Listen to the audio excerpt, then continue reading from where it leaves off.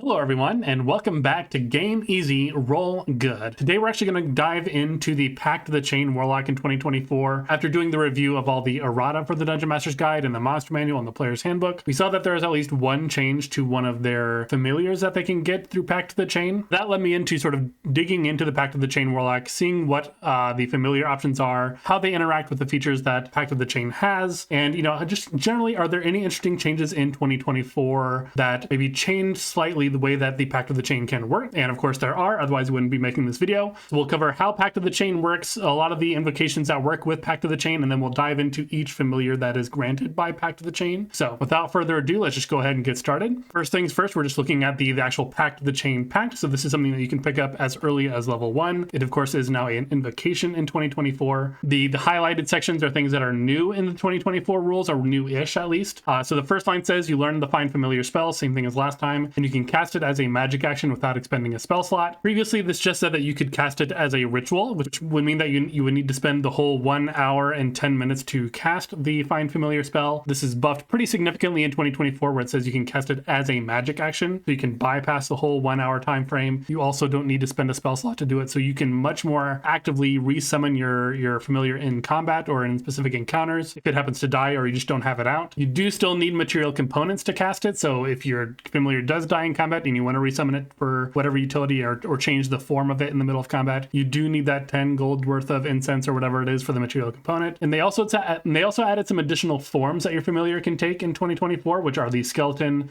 the Slaad Tadpole, the Sphinx of Wonder, as well as the Venomous Snake. Again, we'll look into all the individual familiars and kind of what they offer us as well a little bit later in the video. So I know some people are maybe a little confused as to whether or not as a magic action does mean that you can bypass the actual casting time of it. I would generally say that features don't specify the timing of something unless it is changing the timing of that feature or whatever that would normally be. So for example, if we look at the Circle of Stars Druid with their guiding bolt that they give, it just says you can cast guiding bolt without expending a spell slot. It doesn't say you can cast guiding bolt as a magic action without expending a spell slot, because we understand that casting a spell generally uses the magic action anyways. On the other hand, we can look at I believe it's the Glamour Bard's 6th level feature where they can cast command as a bonus action. It says as a bonus action you cast command without expending a spell slot, and it continues to say you can cast command as a bonus action without expending a spell slot. So it is changing the timing of command from a magic action during your action to a bonus action, so it needs to make that specific call out as well. It's also worth noting that Find Familiar isn't just a magic action to cast in the first place, because it is an hour-long spell. So if we look at the rules for longer casting times, it says while you cast a spell with a casting time of 1 minute or more,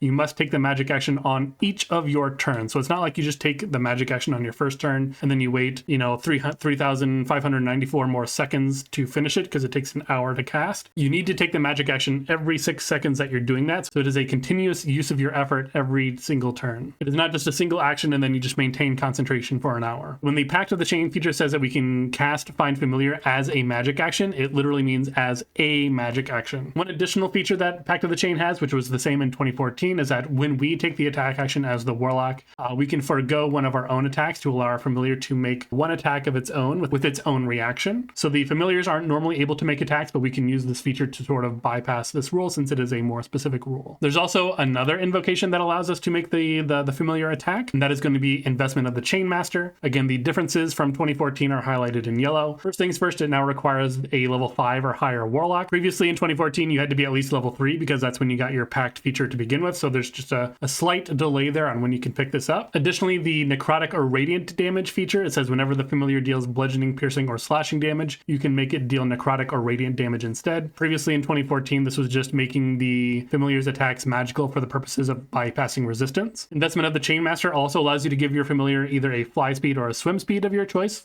equal to 40 feet. That's going to actually be pretty important. Like some familiars that we get through Pact of the Chain already have a fly speed or they can get a swim speed. Not all of them can, but it's worth noting that you can give them that fly speed because that will come up. Of course, it has the quick attack where we can use our bonus action to command our familiar to take the attack action. So again, that is another way that we can make the familiar attack, which it normally can't. So we can either take the attack action and forgo one of our attacks to allow the familiar to make an attack as their reaction, or we can use our bonus action to allow the familiar to take the attack action on their next turn. I know it doesn't say on their next turn here, but you can only take the attack action on your turn anyway, so it's sort of implied that way. Another cool feature about Investment of the Chain Master, it says your save DC. So if your familiar has a feature that causes a saving throw to a creature, they can use your save DC instead of the familiar save DC, which is often going to be much lower than your own. own. So that can make those features of the familiar much harder to resist. And then lastly, it has resistance. Basically, when our familiar takes damage, we can use our reaction to give them resistance to that instance of damage. So ideally, our familiars are never taking damage, or they're at least not taking damage more than once per round. That way we can sort of sandbag our reaction to make sure that we can keep our familiar up as much as possible. Some other notable invocations for Pact of the Chain are going to be Voice of the Chain Master. So this one says that you can communicate telepathically with your familiar and perceive through your familiar senses as long as you're on the same plane of existence. Additionally, while perceiving through your familiar senses, you can also speak through your familiar in your own voice,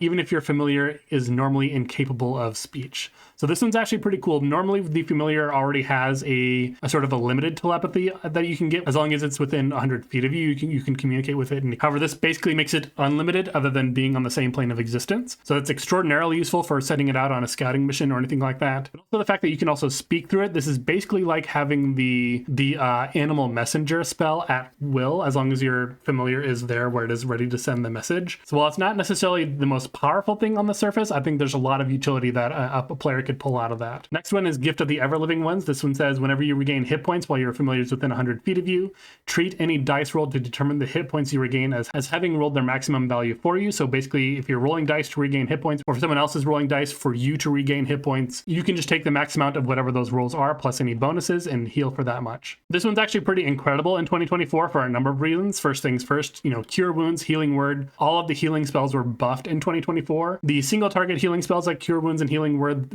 had their efficacy basically doubled. The area of effect versions like Mass Cure Wounds, Mass Healing Word, the initial heal is doubled, but it still scales the same at each other level. But generally speaking, most healing spells that roll dice in 2024 heal more. So now you're just getting more out of those spells in the first place. Additionally, there's healing from the healer feat. If someone is, med packing us or we're med packing ourselves. There's also the updated version of the durable feat. This one has a feature called Speedy Recovery. It says as a bonus action, you can expend one of your hit die, you roll the die, and you regain a number of hit points equal to the roll. If you are the Celestial Patron Warlock, you have that Healing Light feature that gives you a bunch of dice that you can use to heal. So if you heal yourself using that, you can get the max value from that as well. So there's kind of this possible build where you could play a sort of a heal tank where you're just very hard to kill because you have all this healing as a Celestial Patron Warlock with the healer feat, with Cure Wounds, with Healing Word, with your Healing Light feature. And if you're really lucky, then you can also pick up the new Periaptive Wound Closure. This one has a natural healing boost where it says whenever you roll hit dice to regain hit points, you can double the number of hit points it restores. That would work for the durable feat. That would work if you med pack yourself with the healer feat because you specifically need to be rolling the dice. But generally, there's a lot of cool healing combinations that we can use with the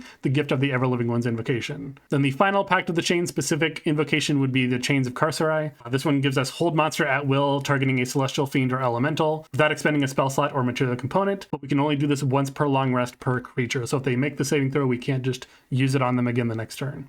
This one, of course, doesn't relate to the familiar at all, but it is still a Pact of the Chain specific invocation. So that's how all the invocations work. Let's look at what the familiar can actually do. The Find Familiar spell on its own gives us a number of base creature types, that being bat, cat, frog, hawk, lizard, octopus, owl, rat, raven, spider, or weasel. Basically just any CR0 beast. However, again, like I said before, the Pact of the Chain specific familiars like the Slaad Tadpole, well, maybe not the Slaad Tadpole, but the imp, the Quasit, the Pseudodragon, these things are much more powerful, I guess, than the base creature types. The owl, I guess, still has a flyby feature, which is very helpful if you're just using it for the help action. None of the Pact of the Chain specific familiar forms have a flyby feature, so that is something that we can look at as well. There might be specific beast features on some of these that are useful in some situations, but generally speaking, you probably want to stick with any of the Pact of the Chain forms. It gives us the telepathic connection, like I mentioned before. If the familiar is within 100 feet of you, you can communicate with it telepathically. Additionally, as a bonus action, you can see through its eyes and hear through its ears. I believe before in 2014, this made you blind and deaf while doing so, but it no longer does that in 2024. Additionally, the familiar can also deliver a touch range spell. If you are not in range of the creature, but your familiar is, you can cast that touch range spell and roll the attack for it, and your familiar can deliver that spell for you. It doesn't make the attack on its own, but it's just in range and delivers that touch. There's also the combat section of the Find Familiar spell that says the familiar is an ally to you and your allies. It rolls its own initiative and acts on its own turn. So that is different than other sort of summon spells that usually act immediately after you, or I think mounts typically often work a similar way. And then it also, of course, says that the familiar can't attack, but it can take other actions as normal. So it just can't attack or do anything that would result in it attacking, which is important, and again, we'll talk about that on a later slide. But I think also this part where it says it rolls its own initiative and acts on its own turn. One thing about this is that this actually works very, very well with the alert feat, which is an origin feat, which means you can get it as part of your background in 2024. 2024. So if we take a look at the alert feed, this one has the initiative swap. Immediately after you roll initiative, you can swap your initiative with the initiative of one willing ally in the same combat. You can't make the swap if you or the ally has the incapacitated condition. But what this means is that if your familiar is out when you roll initiative, you basically have advantage on initiative because your familiar will roll, you will roll. In situations where your familiar rolls higher than you and you want to go earlier in initiative, you can just switch with them automatically. And you don't need to worry about, inconveniencing any of your other allies. So that's actually pretty cool. And I can actually get better with some of the features that the Pact of the Chain familiars have, and we'll talk about that more later as well. But before we move on, I do want to take some time to dive into familiars and attacking, because Pact of the Chain can make the familiar attack, but I think it is worth going into what the game actually considers attacks. And I was actually having a conversation with one of my commenters in my previous video about this,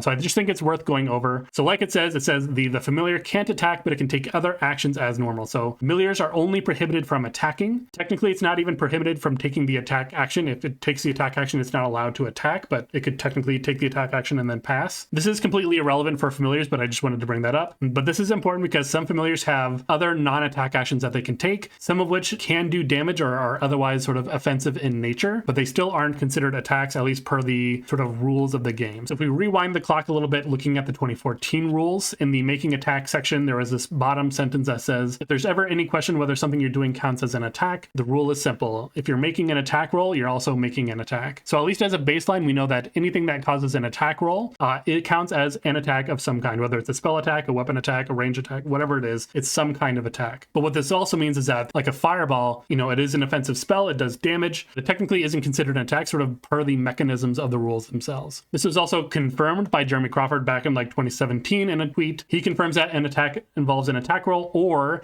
doing something that the rule calls an attack, such as grappling or shoving. This was something I actually initially got wrong in the comments of my last video, where one of my commenters asked me about this specifically, and I was like, you know what, if the Dragonborn's Dragon Breath would not count as an attack because it's a saving throw that happens in place of one of your attacks during your attack action, then I would probably not also consider the grapple or shove in 2024 an attack in that sense as well. However, I'm wrong on that. Again, I'm always willing to be proven wrong, even if I'm proving myself wrong. But I did want to see if the advice here that Jeremy Crawford is saying, that attacks involves attack rolls and that grapples and shoves are forms of attacks, made it into the Sage Advice Compendium. There's one paragraph in there, but it isn't quite exactly what he's talking about here. Someone was asking, when you make a strength athletics check to grapple or shove someone, are you making an attack roll? The answer to that was no, but this also isn't the question that we're asking. We're asking, are grapples and shoves attacks, not are they attack rolls, because of course they're not, they're saving throws, but they still are considered attacks. So again, in the 2014 rules, again, we're going to look at the 2014 rules right now. We'll get to 2024 in a second. If we look at grappling and shoving,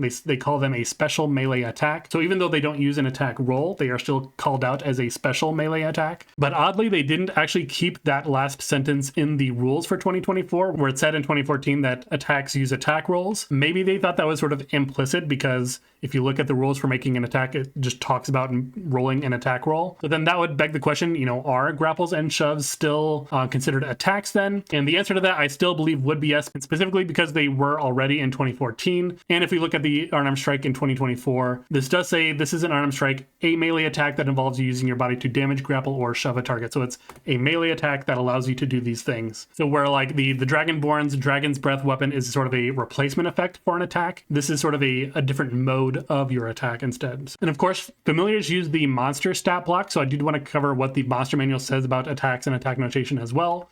So if we look at the monster manual, we have attack notation. It basically goes to the exact same things that the making an attack feature does. Saving throw effects are completely different. They're not called attacks at any point during those two paragraphs. And also I wanted to call out multi-attack. It says that some creatures can make more than one attack when they take the attack action, such as creatures that have the multi-attack entry in the action section of their stat block. This entry details the attacks a creature can make, as well as any additional abilities it can use as part of the attack action. I highlighted that last sentence because I think it's important, because it kind of distinguishes that just because something happens during your attack action, it isn't always considered an attack if it doesn't make an attack roll and isn't an unarmed strike that is a grapple or a shove. This would be, for example, like a dragon using their multi-attack to like make a bite, a couple of claw attacks, and then use their frightful presence. The frightful presence obviously is not an attack. If it is make a couple attacks and use their breath weapon, the breath weapon is a saving throw. It is not an attack. And that highlighted sentence really just kind of illustrates that for us. So in summary, what are attacks in D&D? Well, we know that all things that use attack rolls are attacks. Grapples and shoves are special kinds of attacks because they're an alternate mode of the unarmed strike. We know that just because something happens during the attack action doesn't necessarily make it an attack. Again, such as the Dragonborn's breath weapon, such as an Eldritch Knight casting a non-attack roll based spell during their attack action, things like that. Lastly, we can also know that attacks don't need to deal damage, such as grapples and shoves, and damage doesn't make something an attack, such as spells or other features that involve saving throws. And for some of you, this might feel like splitting a lot of weird hairs as to what damaging things are considered attacks and what damaging things aren't considered attacks, but it also sort of propagates out to different features, like your Hunter's Mark can only deal damage when a creature is hit by an attack, and hits only happen on attack rolls. You know, the Hexblade Warlock's Hexblade's Curse happens on any sort of damage, so it can happen on a fireball just as much as it could happen on a Scorching Ray. So splitting these hairs, while it sometimes seems a little arbitrary, it is important because it affects the way that these features interact with other rules in the game. So with all that aside, let's go ahead and get into the actual interesting stuff and look at the actual familiars for Pact of the Chain in 2024. We're going to start off basically in alphabetical order. We're going to look at the Imp. So the changes to the Imp in 2024 are again highlighted. Its hit points were basically doubled, but it also lost resistance to bludgeoning, piercing, and slashing from non-magical, non-silvered attacks. So kind of a trade-off, but again, remember that through investment of the Chainmaster at level 5, we can use our reaction to grant our familiar resistance to one source of damage. So we can maybe extend those hit points even a little more, as long as they're not taking damage more than once per round. It also no longer has proficiency in Persuasion, which is a little unfortunate. The Devil Sight feature was moved to their senses, so it's still has Devil Sight, it's just not called Devil Sight. And the Shape Changer feature was renamed Shapeshift, and that was moved into their actions from their traits. It has magic resistance, giving it advantage on saving throws against spells and other magical effects. It has a simple attack that deals piercing damage plus poison damage, and it also has invisibility at will, requiring no component. So on-demand invisibility, of course, is very interesting. Will help the Imp stay alive, will make them a great scout, of course, especially combined with their different shapeshifts. It's also worth noting that if you're not familiar with the shapeshift of the Imp, they can shapeshift into a rat, raven, or spider, but they only get the speed of that creature. The whole stat block stays the same. But basically they can disguise themselves. They get the speed of their rat, which is 20 feet, which is the same as the Imp, but they can also get a 60-foot fly speed up from a 40-foot fly speed if they turn into a raven, or they can get a climb speed of 20 feet by turning into a spider. So again, they just look like the creature, they gain their speed, but their stat block is otherwise exactly the same. I think the on-demand invisibility is also pretty cool because again, the familiar can make attacks, so that can give themselves advantage on their attacks. And while this isn't probably rules as written, you might ask your DM if they are delivering the touch spell that you're casting. And Warlocks don't really have a lot of good touch spells, so this is probably irrelevant anyway. But if they're delivering a touch spell that you're casting and it has an attack roll, could that attack roll have advantage? I think rules as written, it would be no, because you are still the one making the attack roll. You are not invisible. However, the source of the delivery of that spell is coming from an unseen location, so I would probably allow it, but probably not rules as written. But that's probably worth bringing up to your DM if you ever find yourself in that situation. The Sting isn't terrible damage as long as the creature isn't immune to poison, although it's always bothered me that the Pact of the Chain familiars attacks don't scale in any way. Like investment of the Chainmaster allows us to use our spell save DC in place of our familiar spell save DCs, but we don't get to use our spell attack bonus in place of their attack rolls or anything like that. Another thing that's cool about the invisibility at will is that if the Imp is invisible when you roll initiative, being invisible means that they have advantage on their initiative roll. So if you combine that with like the alert origin feat that we talked about before, where you can trade places with your familiar, I mean, you would have your proficiency bonus to initiative, your Imp or whatever your invisible familiar is would have advantage on their initiative, and they have like a +3, so that's not even that bad. So you're both fairly likely to roll pretty high on initiative, but you have that sort of extra buffer. It's almost like having Elven accuracy on initiative because your familiar has advantage, you are rolling normally, but you yourself can choose whichever is the highest one. So that's actually a pretty cool interaction. But I also think that there's another interaction that is even more interesting that is now possible in 2024, which was technically possible in 2014, but it's just even easier now in 2024. So the Pact of the Chain Invocation and investment of the Chainmaster both give the familiar the ability to attack. And if it has hands, which the Imp does, then it also means that it has the ability to grapple because you do need an empty hand to grapple. We have kind of an interesting situation here if we make our Warlock a small creature, which is something that you can do with most species in the 2024 rules. There are some that need to be medium, such as the Goliath or the Orc, I believe, are required to be medium, but most other species have the option of medium or small. So if you make a small Warlock, because most of the familiars are tiny creatures, and you can only grapple a creature up to one size larger than you, that means that you could command the Imp to attack using either Pact of the Chain or investment of the Chainmaster, have them attacking you, make an unarmed strike, because any creature is capable of making an unarmed strike, but you just need hands to grapple. They will grapple you. You willingly fail the save because we can do that now in 2024, and now we have a 20-foot fly speed because they have to spend 1 extra foot of movement per foot of movement when moving a grappled creature. It's effectively like having a 20-foot fly speed, and this is something that you can do at level 1. You do need to expend your attack action to to make them do that if you're stuck in combat and they aren't already grabbing onto you. But that's just kind of very powerful, and it just makes you very, very mobile. It is only a 20-foot fly speed, but once you're out of range, you're out of range, especially once the imp can go invisible again on their next turn when they're flying away with you. It does have some limitations because if you're in combat, then again, you need to use the attack action and sacrifice basically your action to allow the imp to grab onto you, assuming you don't have investment of the Chain Master yet. And then you can only move on your familiar's turn because they have a separate initiative from you. So depending on where you are in initiative, maybe you don't do this. But again, if you have the alert feat and you have the ability to maybe switch with an ally as well, if you can get yourself next to your familiar in initiative, then that's actually very powerful. Not only does this allow you to fly very easily, but it also can be used to get you out of opposing grapples as well. Like, it can get you out of the threatened range of another creature because you aren't using your movement action, bonus action, or reaction to move. Your imp is moving you out of their range, so you won't provoke opportunity attacks. If the imp is invisible while doing this, they won't provoke opportunity attacks. So again, just a very, very powerful combination. I'm just kind of imagining like a whole squadron of small Pact of the Chain Warlocks flying over the battlefield with Eldritch Spear, so they have a 300-foot range, you know, wearing aviator sunglasses to the tune of Unfortunate Son. But that's just the imp. Let's go ahead and move on to the next one, which is the one that a lot of people are talking about right now, which is the Pseudodragon. So the Pseudodragon themselves has a few buffs. Their AC is increased by 1, hit points were increased by 3, their perception and passive perception were both increased by 2. This is presumably to make up for the loss of the keen senses feature. So instead they basically have expertise in perception. They no longer innately have a limited telepathy feature, but of course familiars through Find Familiar have that naturally. It also now has a multi-attack where it can make 2 bite attacks. The sting itself is no longer an attack, so that's why I spent all that time talking about what is and isn't an attack before. The sting is now just a Constitution saving throw. The DC of the sting was increased by 1 from 11 to 12, and the big change that people are talking about right now is that the sting now applies the unconscious condition while the creature is poisoned. It is no longer only if the creature fails the saving throw by 5 or more. If we have investment of the Chain Master, we're using our higher spell save DC, so creatures are more likely to fail that saving throw, and if they fail that saving throw and they aren't immune to the poison condition, then they are just unconscious for 1 hour or until they take damage, or until a creature within 5 feet of it uses an action to wake it, which is another change that I actually didn't mention here from the 2014 rules, possibly from the earlier Player's Handbook as well, where the creature could be any distance from it, but they just needed to use their action. Now they specifically need to be within 5 feet of it to use their action to wake it. The Pseudodragon does have a 60-foot fly speed, but the Pseudodragon doesn't have hands, so it technically can't grapple.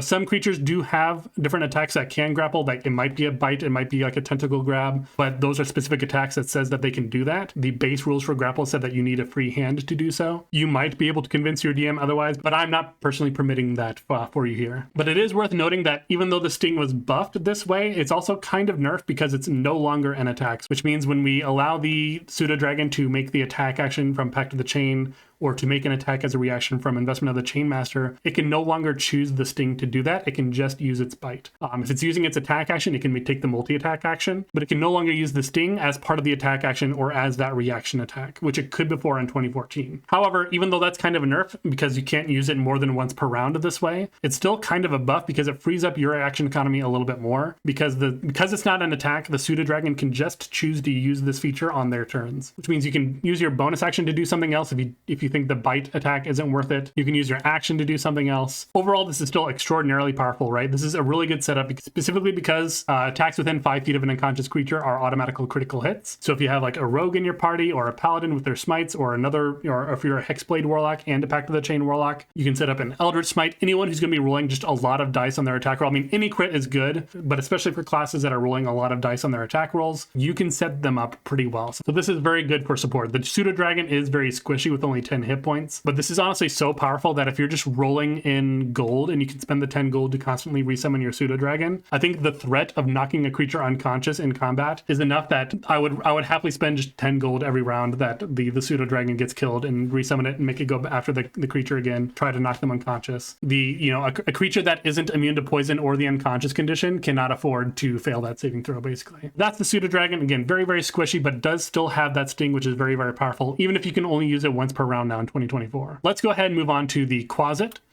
The Quasit also has been buffed or changed slightly in 2024. Its hit points have basically more than tripled, but it also no longer has resistance to bludgeoning, piercing, and slashing from non-magical attacks. The rend attack bonus was increased by 1. The rend now automatically poisons the target on hit, whereas previously this also included a saving throw to also deal poison damage. So now it just does basic damage and automatically poisons, but it no longer does more poison damage. And much like the Imp, the Shape Changer feature was renamed to Shapeshift and moved into the actions section. It doesn't have an innate flight speed, but it can turn into a bat and gain a flight speed. Additionally, you can also turn into a toad and gain a swim speed, so it is more useful than the Imp in an aquatic encounter. Also, like the Imp, it has invisibility at will, which offers all the same sort of initiative benefits that I mentioned previously. The once per day Frighten is mostly fine. Again, it scales with investment of the Chainmaster, but isn't really anything to write home about on its own. One thing is that it does apply the poison condition automatically, so if you're maybe in lower levels where that +5 to hit isn't so bad, if you are trying to fish to see if a creature is immune to poison so that you can whip out your Pseudodragon if necessary, you can do that. And it is, of course, worth noting that the Quasit also has hands, which means that it can grapple you. It can't do it in the bat form because bats don't have hands, but you can use the same sort of grapple and move combination to maybe pull you out of dangerous areas. So that's the Quasit. Let's go ahead and move on to the Skeleton. The Skeleton is a newcomer to the list of available familiars for the Pact of the Chain. Compared to 2014, its dexterity increased by 1, and then of course all the things that increase with dexterity also increased by 1, such as its armor class, its attack bonus, as well as its damage bonus. Its languages have changed to common plus 1 other language, but it can't speak still. It also has vulnerability to bludgeoning. It is immune to poison. It is immune to the exhaustion condition as well as the poison condition. So it is pretty squishy and it is vulnerable to bludgeoning, but it does have a very long range on that short bow attack, 80 to 320 feet. So assuming that it can stand back and keep, shooting every turn, that's pretty useful. But one thing also to note about this one is that this is the only medium-sized familiar. And since it is medium and it has hands, that means it can grapple you if you are a larger creature, like a medium-sized creature or even a large creature, or it can grapple your allies and move them as well. So if you need to get your allies out of a bad situation, you can also grapple them using the Skeleton and have the Skeleton pull them out of a dangerous situation. So there's just a lot of cool interactions now that we can grapple our allies with our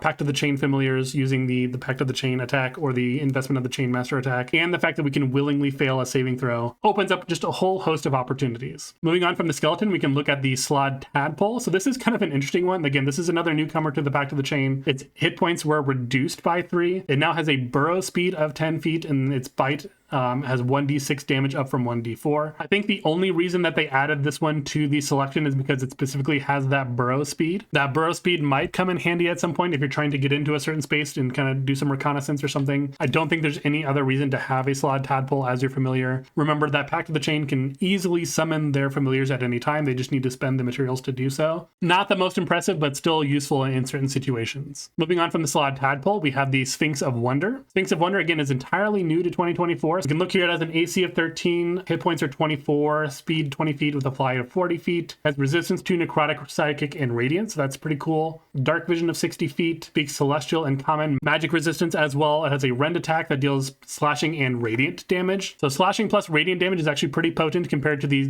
piercing plus poison of the Emperor, things like that. Radiant damage is just much more reliable. And then it also is the only familiar here with a reaction. This one has Burst of Ingenuity. You have this twice per day. The trigger is the Sphinx or another creature within 30 feet makes an ability check or saving throw. When that happens, the Sphinx can add 2 to that roll. I'm a little surprised that it doesn't use sort of the wording that we see a lot in 2024, where the trigger is that when a creature fails an ability check or saving throw. But this is still very, very powerful. Of course, making your saving throws is always important. It's not uncommon that we already know what the save DC is before we make the roll. Even myself as a DM, I tell my players what the save DC is before they make the roll. So if they need to add any bonuses, they do have the advantage of knowing what that is ahead of time. The Sphinx of Wonder is pretty well rounded. Again, it doesn't have hands, so we can't do any grapple shenanigans. But just as a sort of an all-rounder, the attack is pretty good with it being radiant damage. The Burst of Ingenuity, I think, is just very useful. You do only get it twice per day. And I think it is worth noting that you can't resummon your familiar and automatically get those back. Your familiar is the same creature. It's kind of described in the disappearance of the familiar in the Find Familiar spell. It says when the familiar drops to 0 hit points, it disappears. It reappears when you cast the spell again. So basically the first time you cast Find Familiar, whatever spirit you get is your spirit for life. It is literally your best friend forever. So moving on from the Sphinx of Wonder, let's talk about the Sprite. The Sprite was actually kind of nerfed in 2024, but we'll look at that in a second. Its hit points were increased by 8, so that's pretty cool. The longsword was renamed Needle Sword. It's had its its attack bonus increased by 4 and its damage increased by 5 on average. And the short bow was renamed Enchanting Bow. This now automatically charms the creature on hit until the start of the sprite's next turn. However, this is where the sprite was nerfed because this used to have a similar effect to the imp, where they had to make a save against being poisoned, and that they failed that save by 5 or more, then they were unconscious. It was for a shorter duration, like 1 minute. That's still plenty of time to,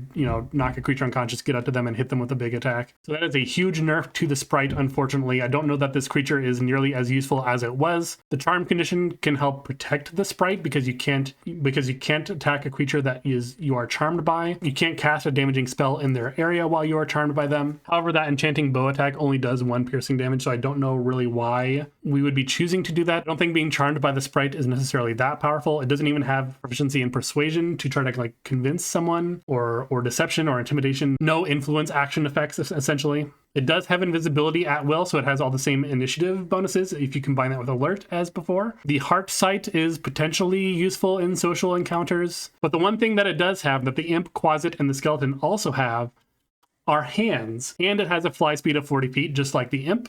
So it has all the same advantages of being able to grapple you and fly you in the air that the imp would as well. Whether you have the imp out or you have the sprite out, you can still sort of do these weird shenanigans where you can give your warlock a fly speed, assuming that you are a small creature, which is again something that you can just choose for the majority of species in 2024. So moving on to the last and probably also the least of the Pact of the Chain familiars is the Venomous Snake. This is actually also a whole new addition to 2024, although it's certainly not as novel of a concept as the Sphinx of Wonder. There really isn't much to say about it. It is a venomous snake. It does have a swim speed, but you can also give the Quasit a swim speed, and it's also just a much more powerful creature. Investment of the Chainmaster also allows you to give your familiars a swim speed regardless, so it isn't even unique in that sense. The Venomous Snake only really has one thing going for it, and similar to the Slaad Tadpole, I believe that's probably the only reason that it's on the list of Pact of the Chain familiars. Maybe you've spotted it already, and no, it doesn't have hands, but it does have 10 feet of blind sight. So that is actually pretty cool if you're trying to scout, or if you're just in a completely pitch black space, or even just in magical darkness or something like that. You can see through the Venomous Snake's eyes within a 10-foot radius around it. So if you find yourself in that situation, again, it's very easy for Pact of the Chain Warlocks to summon a new familiar as long as they have the components. You just use your action, pop one out, use your bonus action to see through its eyes,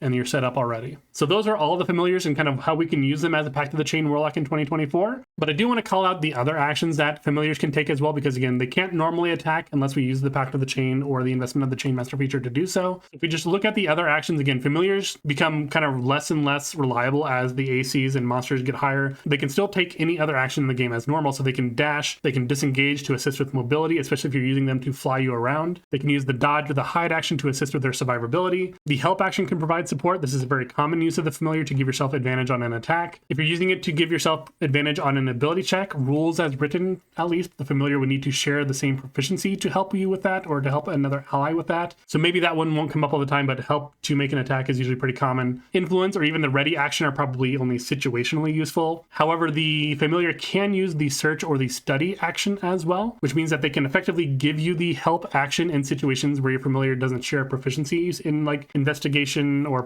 perception or whatever history, I think it is. Nature, I think, comes under study as well. It can also take those actions with you, which isn't giving you advantage on those actions, but it is giving you 2 rolls to understand that. Of course, it is going to be using its own bonus to those rolls, if any, but it is still 2 rolls where you would normally have 1. Or even 3 rolls if you would normally have advantage on those rolls anyway. However, the 2 most impactful actions that a familiar can take would be the magic action as well as the utilize action. The magic action would allow the familiar to use any magic item that requires a magic action to use. They can even use any magic item as long as it doesn't require them to make an attack. However, if it does, then you can just command them to take the attack action if they're like having a flame tongue for whatever reason. If you just had a flame tongue laying around that no one was using, they're not proficient in it, but they could use it. There's also nothing in the rules that would prevent a familiar from attuning to a magic item. So if you just have like hand-me-downs that you no longer need, you can give them to your familiar, have them attuned to them, assuming that they meet the requirements for them, and they can benefit from those in all the same ways that, any other creature normally would. It is worth noting that the rules for the familiar spell, that if the creature disappears, whether from dropping to 0 hit points or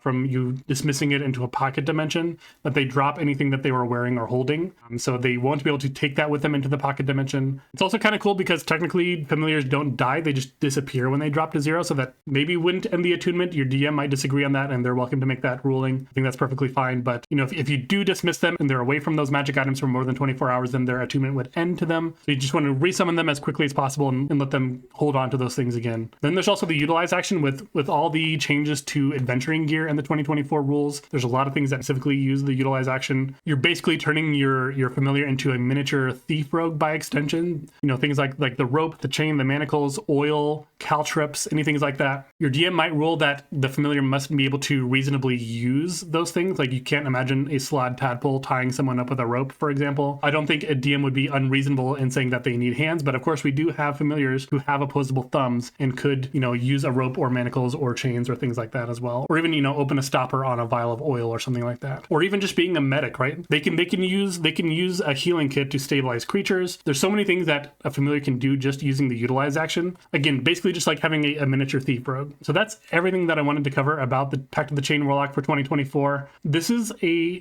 pact that I feel like I frequently overlooked because it just always bothered me that the familiars don't really scale as for their attacks or their hit points or anything like that. They're not like a permanent companion in the way that like the Beastmaster Ranger has their companion. So I never really spent too much time looking into the Pact of the Chain, but the fact that you can like use them to fly around and they have all these other different utilities, especially with all the adventuring gear changes in 2024, I feel like I'm much more motivated to play a Pact of the Chain Warlock at some point whenever I get that chance. Because I just think for players that like looking for little interesting ways to do a little more within the context of the rules, I think that this really opens up a lot of doors that I didn't see before. And I always find it interesting when we find corners of the rules of the game where character size becomes important, even more when being smaller is advantageous, because usually I think we are trying to get bigger to take advantage of, you know, advantages of being larger than another creature. It's very rare that we want to be smaller for particular reasons. Even just being able to like manipulate your initiative, being able to like get a pseudo fly speed by having your familiar grab you and, you know, fly you around. Even if the timing is awkward on it, you know, a tactical player will find the opportunities to make use of their familiar in all the different ways that they can, which is just